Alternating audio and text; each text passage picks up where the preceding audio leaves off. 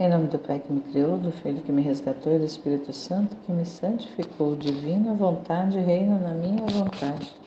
Ó minha mãe, eu te amo, tu me amas, dá-me um gole da divina vontade para minha alma. Me abençoa, Mãe, para que todas as minhas ações sejam feitas diante de vossos olhos maternais. Vinde, Espírito Santo, vinde por meio da poderosa intercessão do Imaculado Coração de Maria, vossa amadíssima esposa e nossa mãe. Amém.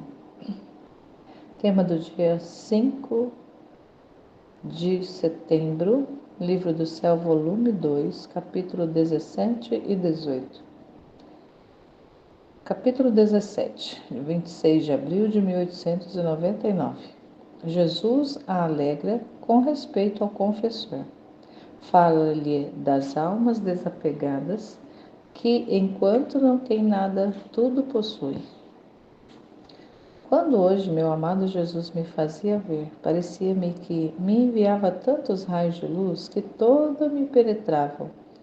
Quando em um instante nos encontramos fora de mim mesma e junto se encontrava o confessor.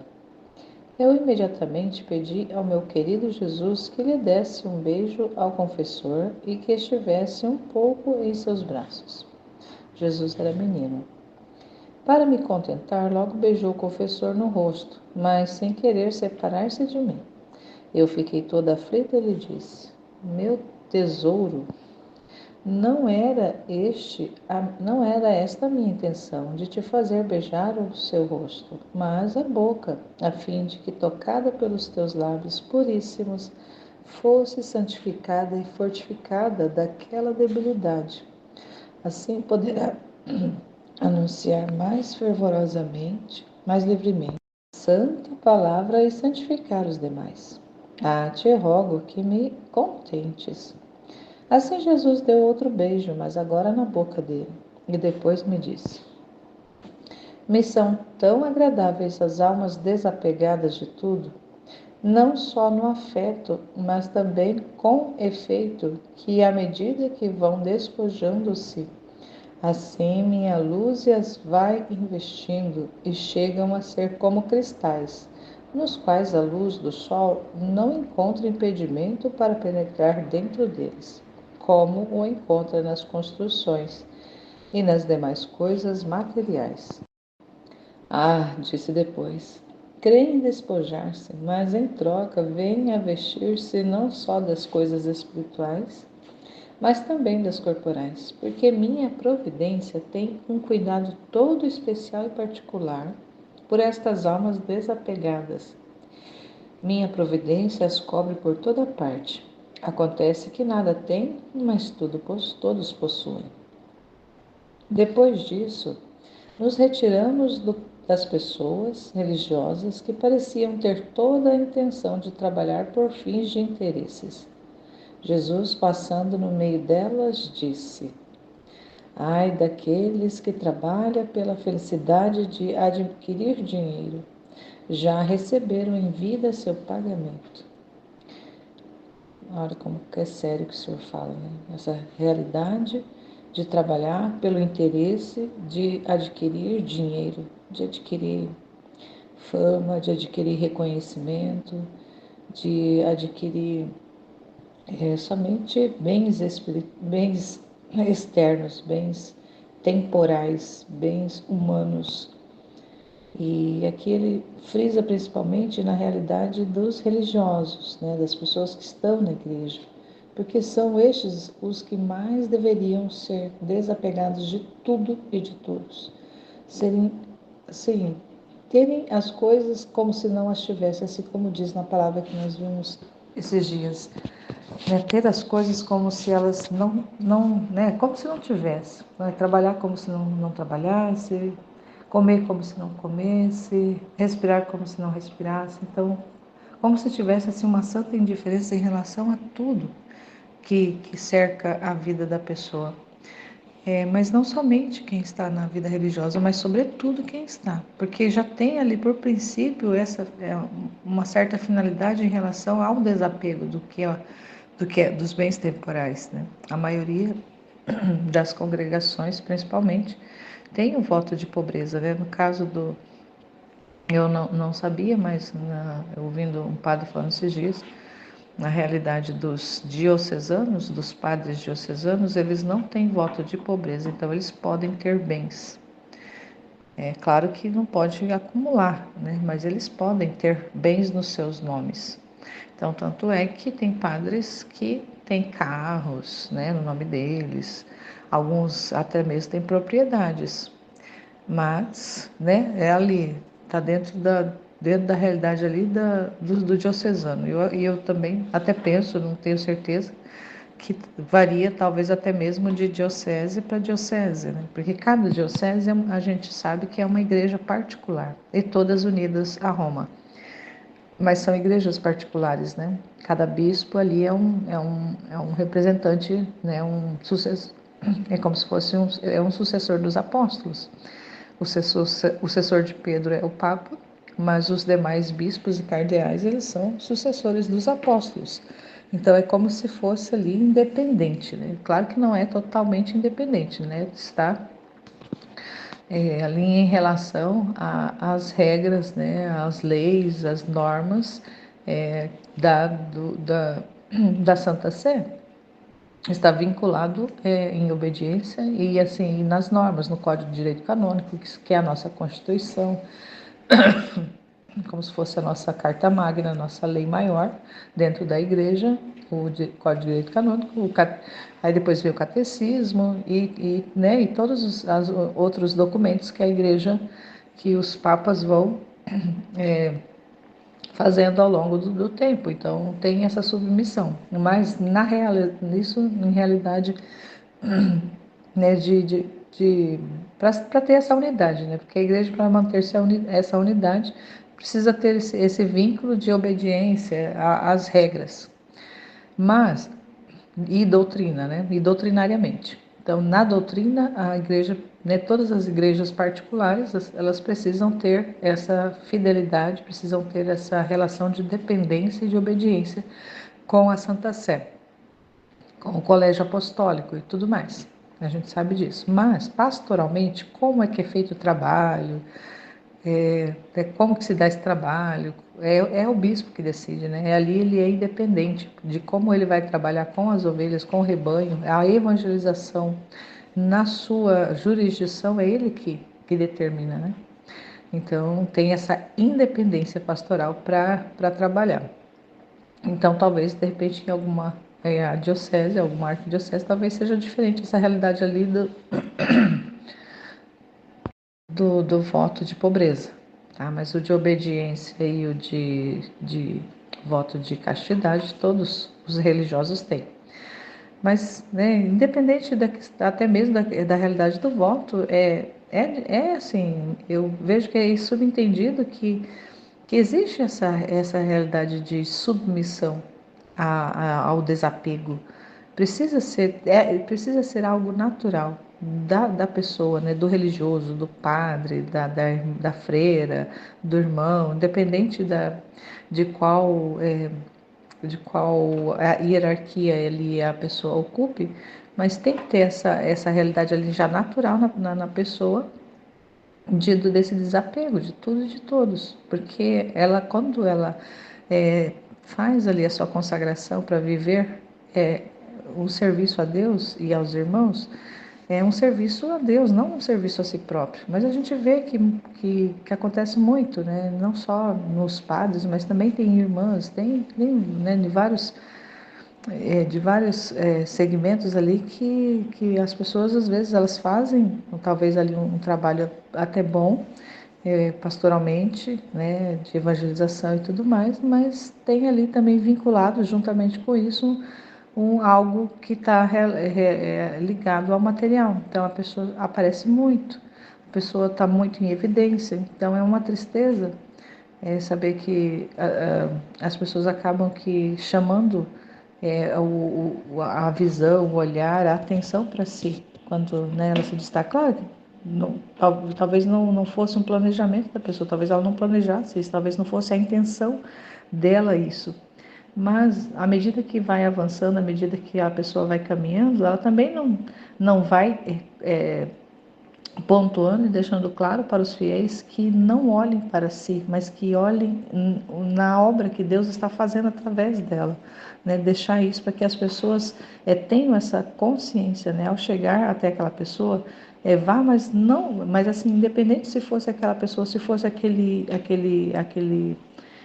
clérigo mais simples, mais humilde, a pessoa tivesse ali a certeza de que o que ela está buscando é Deus, né? É Deus que ela está buscando e não aquela pessoa, não aquela figura pública. Então é bastante triste, sobretudo nos nossos tempos. A gente sabe que ao longo dos séculos, né, ao longo do tempo da igreja, muitas pessoas se destacaram, né, que foram, mas assim, cada pessoa no seu tempo, Deus tinha propósitos específicos. Mas o que é interessante às vezes observar que mesmo com missões grandiosas que alguns santos, né, tiveram ao longo da história da igreja, assim dava para perceber que, né, que tinha ali realmente o interesse de fazer a vontade de Deus. E Deus usou poderosamente de vários deles, né? Teve muitos santos que foram pregadores assim de excelência, que foram, né, Santo Antônio mesmo é um pregador, foi um pregador de muito ungido, né, onde convertia muitas pessoas pela pregação. Era um exímio pregador e assim vários, né, ao longo do século tiveram várias personalidades, vários santos que foram, né, se destacaram em várias, né, nessas áreas, principalmente da pregação, mas também alguns da cura, né, de Santo Padre Pio, que pessoas do mundo inteiro iam vê-lo ali, né? Então, só que as pessoas às vezes, né, buscavam, mesmo que não, talvez não exterior, mas interiormente buscavam esse esvaziamento, né? Mas a gente também não conhece o interior de ninguém, não podemos afirmar nada. E como nós também não vemos o coração das pessoas, a gente não consegue, né, ali colocar, né, essa pessoa é interesseira ou essa não é, porque a gente não está vendo o coração dela, mas Jesus vê, né? Jesus vê a profundidade. E ao ver a profundidade da alma dessas pessoas, ele vai poder dizer, né, quem está fazendo por interesse próprio e quem realmente está ali fazendo mesmo com um instrumento nas suas mãos. Mas as pessoas, infelizmente, né, muitas pessoas cegamente hoje em dia estão buscando nas coisas e nas pessoas se apegar, os apegos humanos, né? Então, mesmo buscando realidades espirituais, mas elas estão buscando no material, que se apegando a pessoas, né? No caso de personalidades famosas que a gente tem na nossa igreja. Aqui no Brasil também, pessoas bastante famosas. Então, assim, é complicado, é muito complicado. E só o Senhor mesmo que, assim, eu vejo assim que nós como filhos ali buscando essa estreita relação de viver nessa divina vontade ali, sendo esse espaço de viver e de obrar de Jesus em nós, né, nós temos que deixar Ele livre para também pensar em nós, ver em nós, enxergar em nós e reparar através de nós muitas e muitas realidades que precisam ser reparadas. Então, Senhor, que possa usar poderosamente da minha vida, da nossa vida, da vida de cada um de nós para ir reparando certas realidades, certas distorções que existem, sobretudo na sua igreja, Senhor. No capítulo 18, como na igreja está refletido todo o céu, do dia 2 de maio de 1899. Esta manhã, Jesus dava muita compaixão. Estava tão aflito e sofredor que eu não me atrevia a lhe fazer nenhuma pergunta. Nos olhávamos em silêncio. De vez em quando me dava um beijo e eu a ele. E assim continuou a fazer-se ver algumas vezes. A última vez me fez ver a igreja dizendo-me estas palavras: na minha igreja está representado todo o céu. Assim como no céu uma é a cabeça, que é Deus, e muitos são os santos, de diferentes condições, ordens e méritos. Assim, na minha igreja, que é a cabeça, que é o Papa, e até na tiara que rodeia sua cabeça, está representada a Trindade Sacrossanta. E muitos são os membros que desta cabeça dependem, ou seja, diferentes dignidades, diferentes ordens, superiores e inferiores. desde o menor até o maior. Todos servem para embelezar a minha igreja, e cada um, seguindo o seu grau, tem um ofício que lhe foi dado. E com o exato cumprimento das virtudes, vem dar de si na minha igreja, um esplendor odoroso, de modo que a terra e o céu ficam perfumados e iluminados. E as pessoas ficam tão atraídas por essa luz e por este perfume que é quase impossível não se render à verdade. Deixo-te a ti considerar aqueles membros infectados que, em vez de produzir luz, dão trevas. Quantos destroços fazem na minha igreja? Enquanto Jesus assim me dizia, vi o confessor junto a ele. Jesus, com o seu olhar penetrante, olhava-o fixamente. Depois, dirigindo-se a mim, disse: Quero que tenha plena confiança com o confessor, mesmo nas mínimas coisas, tanto que entre eu e ele não deve haver diferença alguma, porque na medida de sua confiança e da fé que der às suas palavras, assim eu entrarei em contato. No momento em que Jesus dizia estas palavras, lembrei-me de certas tentações do demônio que haviam produzido em mim um pouco de desconfiança. Mas Jesus, com seu olhar vigilante, de imediato me tomou novamente junto a si. E nesse mesmo instante senti-me atirar de dentro de mim essa desconfiança. Seja sempre bendito, Senhor, que tem tanto cuidado desta alma tão miserável e pecadora. Que eu vejo assim que é importante, né? Tudo que o Senhor vai falando ali em relação à igreja, que a igreja ali, né, como representa ali o céu em toda a sua, né, distribuição ali, nos membros, né, nos chamados, nas diversas realidades, né? Porque ele coloca diferentes ordens, superiores e inferiores, nas dignidades diferentes, nessa relação ali da cabeça, que na igreja é o Papa, no céu é o próprio Deus, né? Os graus, e assim, porque a gente sabe que a igreja é tão rica, né, de ministérios, tantos ministérios que a nossa igreja tem, tantas realidades assim pastorais mesmo, assim, muita riqueza, muita coisa boa, os sacramentos e nossa, os rituais, a liturgia, os ritos dos próprios sacramentos, é muita coisa boa, é muita maravilha. Então realmente não dá, né, para realmente é isso, né? É uma representação do céu, a igreja. Se a gente olha a igreja com um olhar espiritual, com o olhar de Jesus, a gente vê ali muita semelhança, muita semelhança.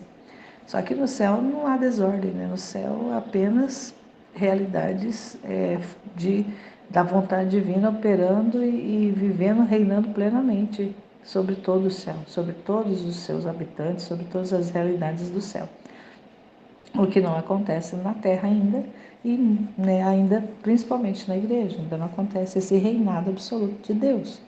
Então ali ainda tem muita coisa ainda que as pessoas fazem pela própria cabeça, que desvincula inclusive da cabeça principal, que é o Papa. Mas é o que nós temos, é o que nós estamos vivendo.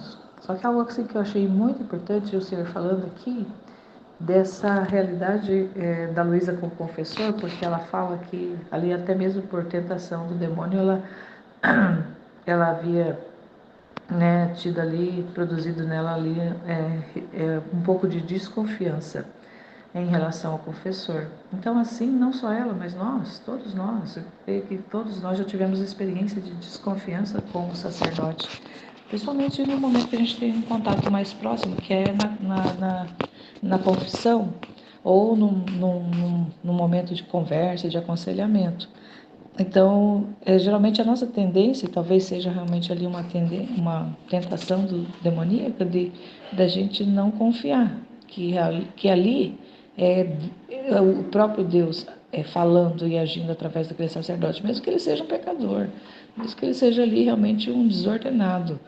Mas quando ele está ministrando um sacramento, quando ele está ali, né, ele não é ele mais, é a pessoa de Jesus que assume a função ali, que assume aquele posto no sacerdote, mesmo, né, ele sendo ali talvez um imundo, não dá, né, a gente, mas Jesus sabe. Só que assim, o que é importante que eu vejo assim que ele deixa assim bem claro, falando para Luiz e hoje ele fala para mim, fala para cada um de nós, de quando nós formos, né, ter com um confessor, seja na confissão, seja no aconselhamento, de confiar plenamente, né, de se abandonar plenamente, que é o próprio Jesus agindo através daquela da figura do sacerdote, da pessoa do sacerdote. Então, muitas vezes a gente vai, se dirige à pessoa do sacerdote buscando confirmações, buscando consolações, buscando ali uma palavra que nos afirme naquilo que nós estamos fazendo, naquilo que nós estamos pretendendo. Quantas vezes eu fiz isso, né? Eu vou até o sacerdote, mas assim, buscando que ele confirme aquilo que eu já estou apresentando. Mas eu não vou, eu não, né, não fui até então, né, não tinha ido assim daquele espírito de 100% de confiança, que mesmo que tudo que ele falasse estivesse totalmente em desacordo com aquilo que eu esperava, né, e mesmo que, né, no meu julgamento eu achasse que estava totalmente errado, mas que eu confiasse que o que ele estava falando não era ele falando, ele era apenas um instrumento, mas quem estava ali operando era o próprio Jesus. Eu nunca tive essa consciência, eu nunca tive essa noção de confiar realmente plenamente. Então, nossa, quantas vezes eu fui e assim não e rejeitei o que o sacerdote falava porque eu não concordava com o que ele estava falando. Claro que teve muitas situações assim que realmente eram absurdas mesmo, né, tive várias realidades absurdas assim da fala do sacerdote, mas assim eu nunca considerei que realmente algo ali, mesmo ele falando um absurdo, né, ali o humano dele agindo, que ali existia uma mensagem existia ali uma mensagem de Jesus, que existia ali uma fala de Jesus subentendida ou espiritualmente velada. Então, que acontece muitas vezes conosco é que a gente quer, quando a gente vai, e o que a gente recebe materialmente. Então, a gente não vai com o espírito aberto para receber espiritualmente a informação ali, né, aquele diálogo, aquela conversa, aquela realidade. A gente não vai com o espírito com o espírito com o espiritual aberto mesmo ali, ali, né, com a nossa antena espiritual ligada para captar que dia espiritual tem ali. A gente vai apenas com o humano e vai buscar o humano. Então, claro que vai humano e vai buscar humano, vai ter ali confronto, vai ter rejeição. Dificilmente vai ter algumas coisas que vai aceitar. Mesmo que a orientação, que o conselho ali, que né, naquele contato ali exista algo de bom também, humanamente falando. Mas sempre que não chega de encontro, né, tem a rejeição. Então, então hoje, assim, para mim é importante agora, né, eu afirmar que, independente do que eu for conversar com o padre, independente né, do teor da confissão que eu for fazer, e independente do que ele falar, eu estar com a minha antena ali, né, com a minha parabólica, lembrando aqui da parabólica, me veio a imagem da parabólica que capta sinal, né? Está ali com a nossa alma como se fosse uma parabólica aberta para captar o sinal, os sinais e as comunicações espirituais que estarão sendo transmitidas por meio daquele sacerdote. E sabendo ali, tendo certeza, sem ter nenhuma dúvida de que é o próprio Jesus falando através dele. Mas assim, ter a abertura espiritual, ter essa captação espiritual, porque senão ela vai, mesmo sendo algo espiritual, que venha e vai ser humano, não vai entender, porque ali a realidade humana e a espiritual, elas não têm elas não se comunicam, né? Elas não se comunicam. Há ali uma transmissão de conhecimento, sim, mas muitas vezes ela acaba deturpando, porque não está purificado. Então, também essa necessidade de purificar nosso entendimento para captar, né? Aquilo que está sendo transmitido, aquilo que está sendo comunicado. Então, para mim, isso é importante. Hoje serve como uma lição grandiosa. Jesus, muito obrigada Por isso que o Senhor está trazendo hoje, por isso que o Senhor está revelando hoje. Amém, Fiat.